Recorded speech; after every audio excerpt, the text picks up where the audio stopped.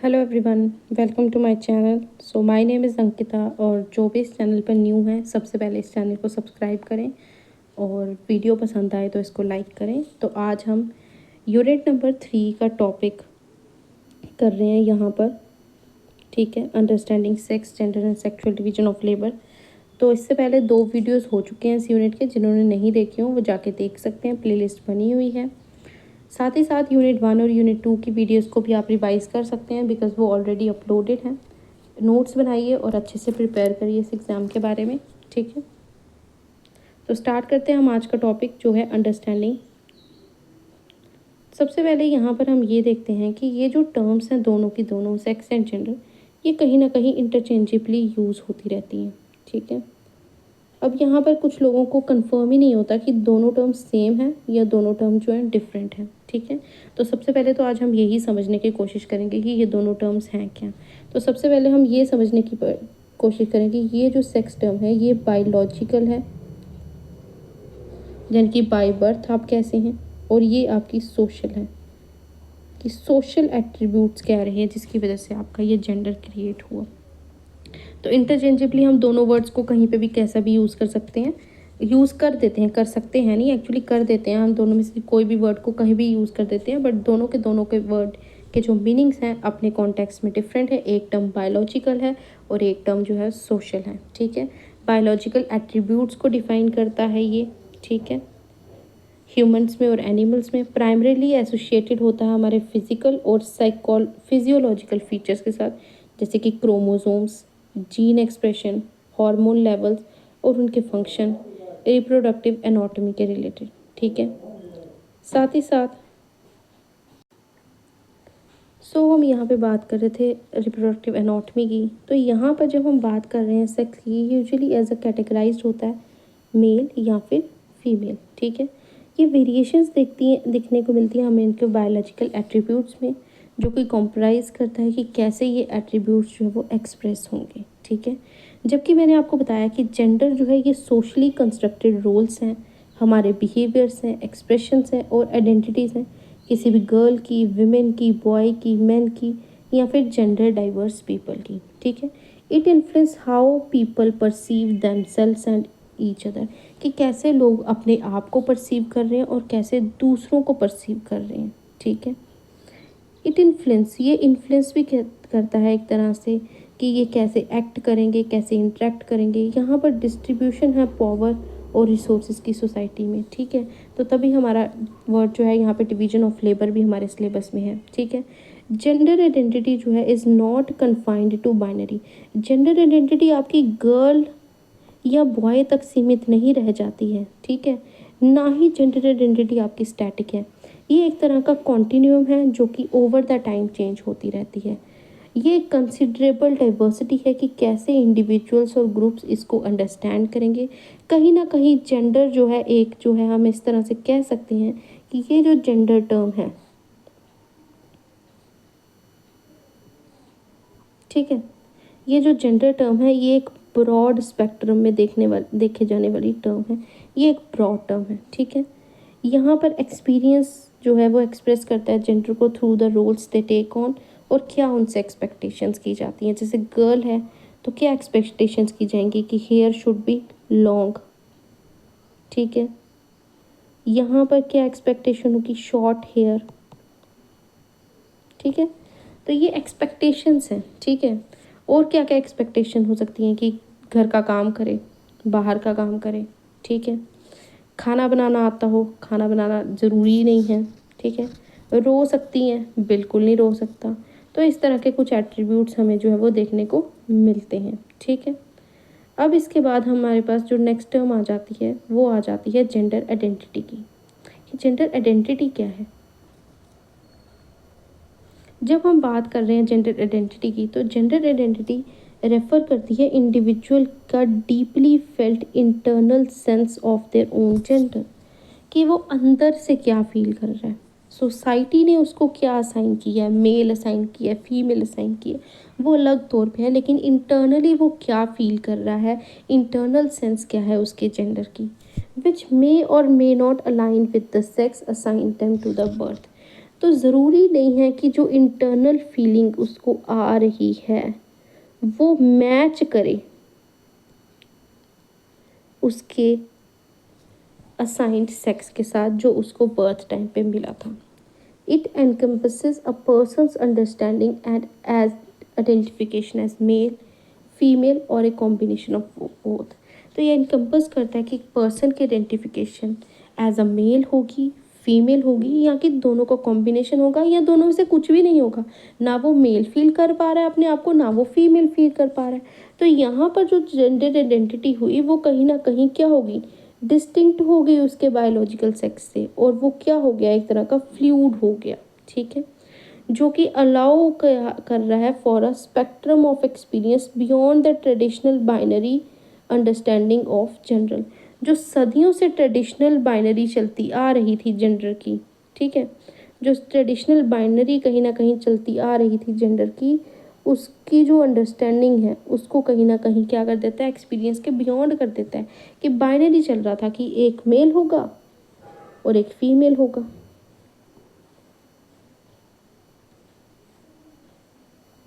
ठीक है, तो ये जो हमारे पास चलता आ रहा था कहीं ना कहीं इस आइडेंटिटी को ये लूज करते हुए दिखता है हमें यहाँ पर, कि जेंडर आइडेंटिटी कहीं ना कहीं इन दोनों पे डिपेंड नहीं कर रही है।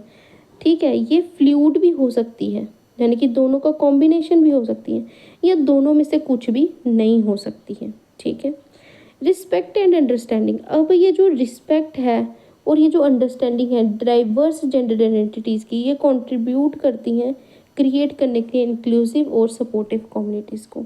कहीं ना कहीं अगर हम एक हर एक जेंडर आइडेंटिटी की रिस्पेक्ट करेंगे, ठीक है, उसको अंडरस्टैंड करेंगे कि कैसे डाइवर्सिटी एग्जिस्ट करती है नेचर में, ठीक है, और ये नेचुरल है, अगर इसको हम समझेंगे तो कहीं ना कहीं हम इन कम्युनिटीज़ को, जैसे कि जो हमारे पास गे कम्युनिटीज़ हैं, लेस्बियन कम्युनिटीज़ हैं, क्वीयर कम्युनिटीज़ हैं, एसेक्सुअल कम्युनिटीज़ हैं, एक्सेट्रा, इन सबको क्या कर सकें, इंक्लूड कर सकें और सपोर्ट प्रोवाइड कर सकें, तो तब एक्चुअली में मायने में हम ह्यूमन राइट्स की बात कर सकते हैं। जब हम बात ह्यूमन राइट्स की बात कर रहे हैं तो बस वो human rights to man and citizens नहीं हो जाएगा, वो तो ह्यूमन राइट्स जो है होलिस्टिक होने चाहिए, इंक्लूसिव होने चाहिए और सपोर्टिव भी होने चाहिए। अब यहाँ पर बात करते हैं हम रोल ऑफ होमोफोबिया एंड हीट्रोसेक्सिज्म का। तो जब हम यहाँ पे बात कर रहे हैं होमोफोबिया की, तो यहाँ पर सबसे पहले हम ये देखेंगे कि homophobia and heterosexism are pervasive issues in the society. ये सोसाइटी में बहुत ही परवेजिव इश्यूज हैं जो कि कंट्रीब्यूट करते हैं डिस्क्रिमिनेशन एंड प्रेजुडाइज, ठीक है, अगेंस्ट इंडिविजुअल्स जो कि आइडेंटिफाई होते हैं LGBTQ+। अब यहाँ पे एल से हम, मैंने अभी आपको बताया, एल मीन्स लेस्बियन,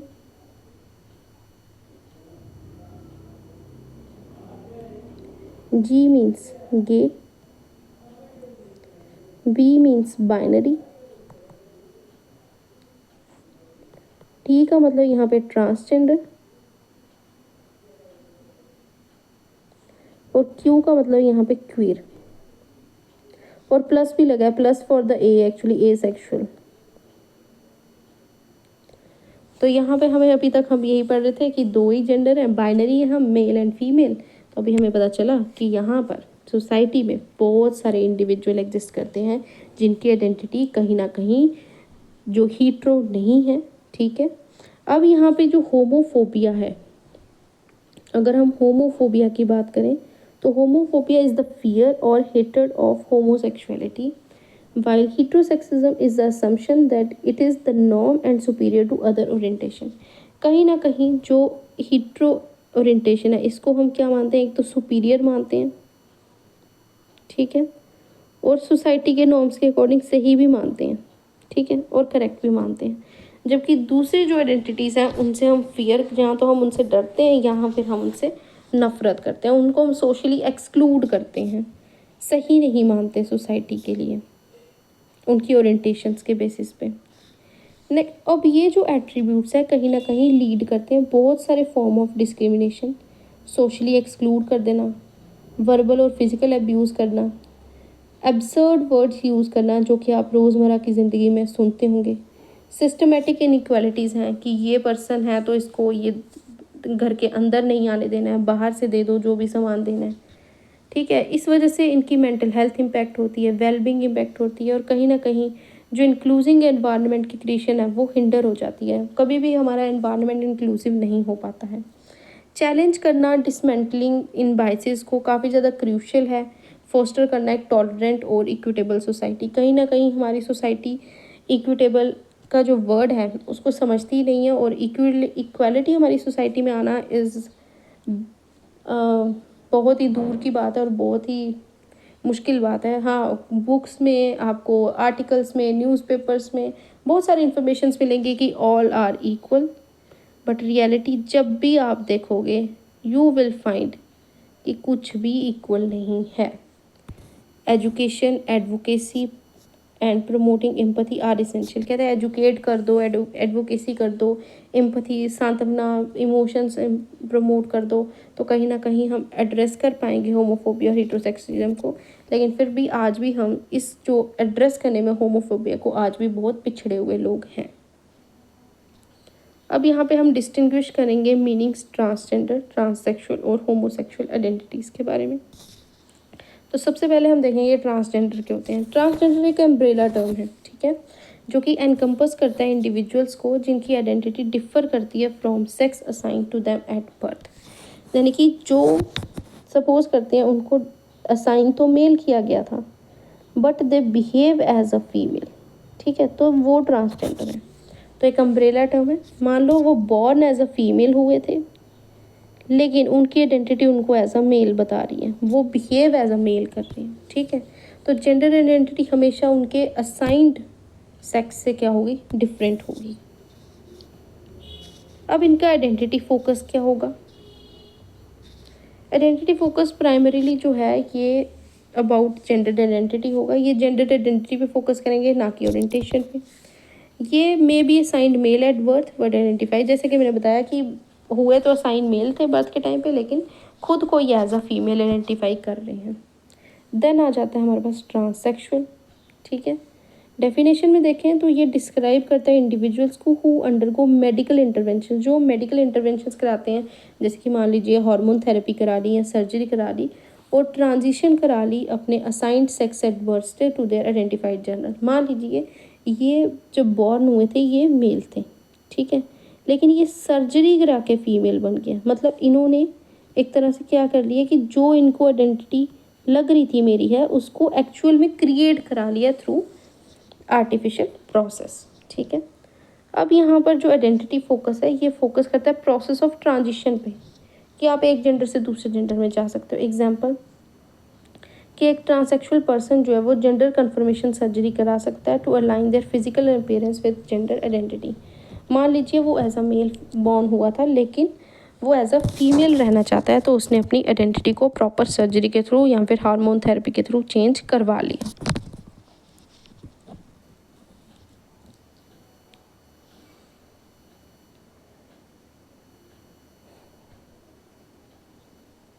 देन आ जाता है हमारे पास होमोसेक्सुअल, ये आ जाती है सेम सेक्स अट्रैक्शन।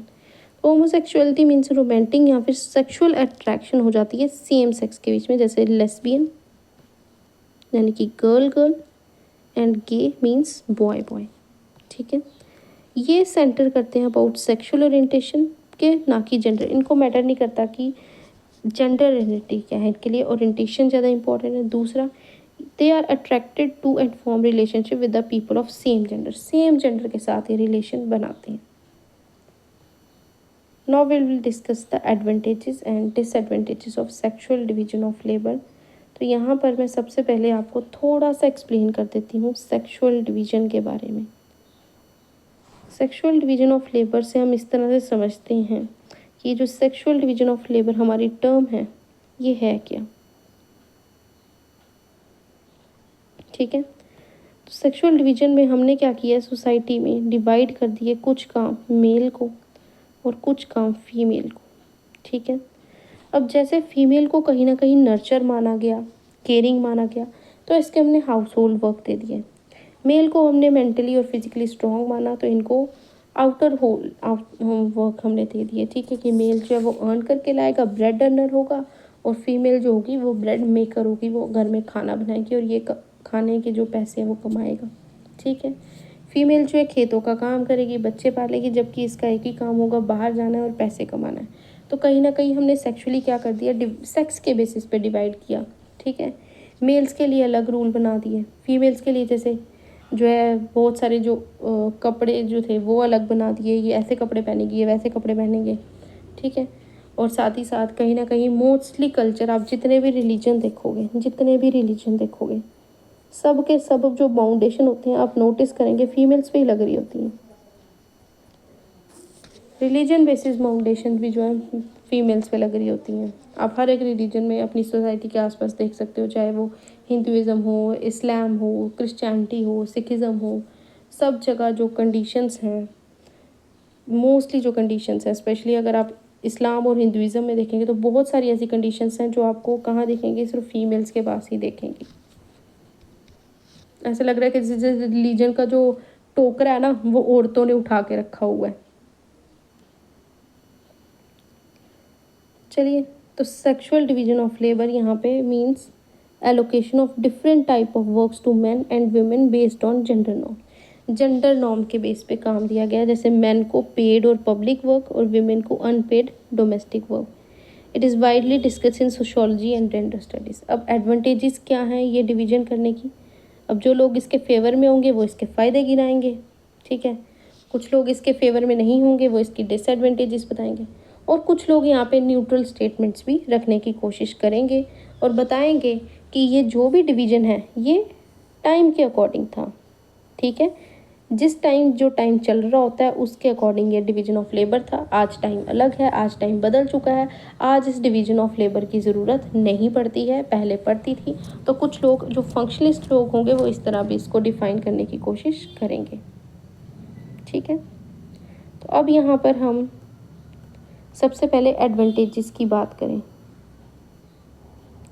सो एडवांटेजेस में सबसे पहले हमने देखा फंक्शनल एफिशिएंसी यानी कि traditional view.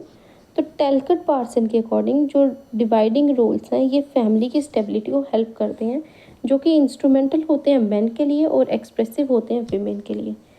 Clear role expectations जो होती हैं वो कहीं ना कहीं कन्फ्लिक्ट को कम करती हैं सोसाइटी में। अगर आपको पता है कि टीचर को पता है कि उसका काम पढ़ाना है, स्टूडेंट को पता है उसका काम सीखना है, तो कहीं ना कहीं दोनों जो इंडिविजुअल अपना अपना काम बखूबी से करते रहेंगे, तो दोनों के बीच में कोई भी कॉन्फ्लिक्ट आएगा ही नहीं। तो टेलकट पार्सन जो फंक्शनलिस्ट हैं, ट्रेडिशनल व्यू ये कहते हैं कि क्लियर रोल एक्सपेक्टेशंस अगर हों, जो क्लियर रोल्स अगर डिफाइन होंगे तो ट्रेडिशनल सोसाइटीज़ में जो कन्फ्लिक्ट था वो रिड्यूस होता था, ऐसी एक्सपेक्टेशंस रखी गई थी। ठीक है, दूसरा specialisation of work. Specialisation of work से यहाँ पर अगर हम देखें तो सबसे इम्पोर्टेंट है कि हर एक जेंडर जो है वो स्किल्ड होता है स्पेसिफिक टास्क में। जैसे मैन जो थे वो अर्निंग में और विमेन जो है वो केयर गिविंग में। ठीक है, और ये इंक्रीज़ करता है एफिशिएंसी हाउस होल्ड मैनेजमेंट की। नेक्स्ट आ जाता है हमारे पास सोशल ऑर्डर एंड स्टेबिलिटी। कहीं ना कहीं मेंटेन करता है ये कंटिन्यूटी कल्चर नॉर्म्स की, ट्रेडिशंस की, प्रोवाइड करता है structure system socialisation of children की। देन आ जाता है बायोलॉजिकल आर्गूमेंट, जो कि कंटेस्टेड भी है, कि जो बेस्ड ऑन फिजिकल डिफरेंसेस जो प्रेगनेंसी और चाइल्ड बर्थ है ये तो असाइन होंगे विमेन को ही। ठीक है, तो used historically to justify the division of labour, कि इतिहास से सालों से काफ़ी पुराने सालों से, इतने सारे सालों से, सदियों से ये चलता आ रहा है कि प्रेग्नेंट तो विमेन ही होगी, बच्चों के जन्म तो औरत ही दे सकती है, इसीलिए घर पे तो उसको ही रहना चाहिए। तो ये बायोलॉजिकल आर्गूमेंट भी देते हैं एडवांटेजेस बताते हुए कुछ लोग। फिर आ जाती है हमारे पास डिसएडवांटेजेस ऑफ लेबर। जब डिसएडवांटेजेस की बात करते हैं हम यहाँ पर, तो सबसे पहले हमारे पास आती है जेंडर आइडेंटिटी, फिर आती है इकोनॉमिक डिपेंडेंस ऑफ वीमेन, और फिर आती है ऑक्यूपेशनल सेग्रीगेशन। अब यहाँ पर जेंडर आइडेंटिटी में हम देखें तो ये कहीं ना कहीं अनइक्वल असेस देती है पावर का, इनकम का और अपॉर्चुनिटीज़ का। और ये जो इसको स्ट्रॉन्गली क्रिटिसाइज़ करते हैं वो हैं हमारे साइमन डी वाइबर और सिल्विया वॉल्विंग। इकोनॉमिक डिपेंडेंस की बात करें तो विमेन का वर्क जो है वो अनपेड माना जाता है, यानी कि हाउस वर्क और केयर गिविंग जो है अनपेड है, अंडर वैल्यूड है। इसको कोई रिकॉग्निशन ही नहीं मिलती है, रो रिकॉग्निशन। आप किसी को पूछोगे आपकी वाइफ क्या करती है, वो सिंपली बोल देगा जी घर के काम करती है, ठीक है। तो वो घर के काम उसके लिए बिल्कुल ही वैल्यूएबल ही नहीं है, तो अंडर वैल्यूड है विमेन का वर्क, ठीक है। उसके बाद limited financial independence and decision making power. Financial independence नहीं है, अब अर्न नहीं करती तो अपनी मर्जी से खर्च नहीं कर सकती, और डिसीजन तो वैसे भी उसकी कोई सुनेगा नहीं, ठीक है। तो जो अर्न कर रहा होता है जनरली डिसीजन भी वही कर रहा होता है सोसाइटी में। देन आ जाती है ऑक्यूपेशनल सेग्रीगेशन, कि यहाँ पर जो विमेन है are concentrated in low paying low status jobs. कहीं ना कहीं उनके पास जो है वो लो स्टेटस जॉब्स हैं, ठीक है। क्रिएट करती हैं हॉरिजॉन्टल और वर्टिकल सेग्रीगेशन मार्केट में। अब यहाँ पे अगर हम देखें कि इम्पॉर्टेंट चीज़ जो है ऑक्यूपेशनल सेग्रीगेशन देखी अभी हमने, देन है reinforcement of patriarchy limits individual freedom, ठीक है। अब कहीं ना कहीं मेल डोमिनेंस रहती है पब्लिक और प्राइवेट स्फेयर्स में, इसकी वजह से वीमेन पीछे रह गई। पेट्रियार्कल कंट्रोल भी है वीमेन के लेबर और उसकी बॉडी पे, ठीक है। आज भी वीमेन की बॉडी पे मेन का कंट्रोल है, ठीक है। साथ ही साथ अगर हम इंडिविजुअल फ्रीडम की बात करें तो individuals can not freely choose careers और रोल। आज भी वीमेन्स अपना करियर और अपना रोल फ्रीली चूज़ नहीं कर सकती हैं। उनके टैलेंट्स और उनकी एस्पिरेशंस को आज भी सप्रेस किया जाता है, ये स्पेशली बात विमेन की ही हो रही है। उसके साथ साथ डबल बर्डन और विमेन की बात करें तो विमेन ने जिन्होंने बाहर निकल के काम करना शुरू किया तो उनके ऊपर एक डबल बर्डन जनरेट हो गया। अगर वो बाहर जाके अर्न कर भी रही हैं तो भी they have to handle both paid work and unpaid domestic work. Unpaid domestic work तो घर पे आके करना ही पड़ेगा, जिसकी वजह से उनको स्ट्रेस हो रहा है, फिटीक हो रहा है और लोअर क्वालिटी ऑफ लाइफ यहाँ पे हमें देखने को मिल रही है। सो सेक्सुअल लेबर की हमारे पास एडवांटेजेस भी थी और साथ ही साथ डिसएडवांटेजेस भी थी। तो यहाँ पर हमने बहुत सारे टॉपिक्स को अंडरस्टैंड किया, फ़ायदे देखे, नुकसान देखे। सो नेक्स्ट वीडियो हम देखेंगे विमेन राइट्स और चाइल्ड्स के बारे में। तब तक आप इस चैनल को सब्सक्राइब करें, इस वीडियो को शेयर करें और लाइक करें। Thank you everyone, have a good day.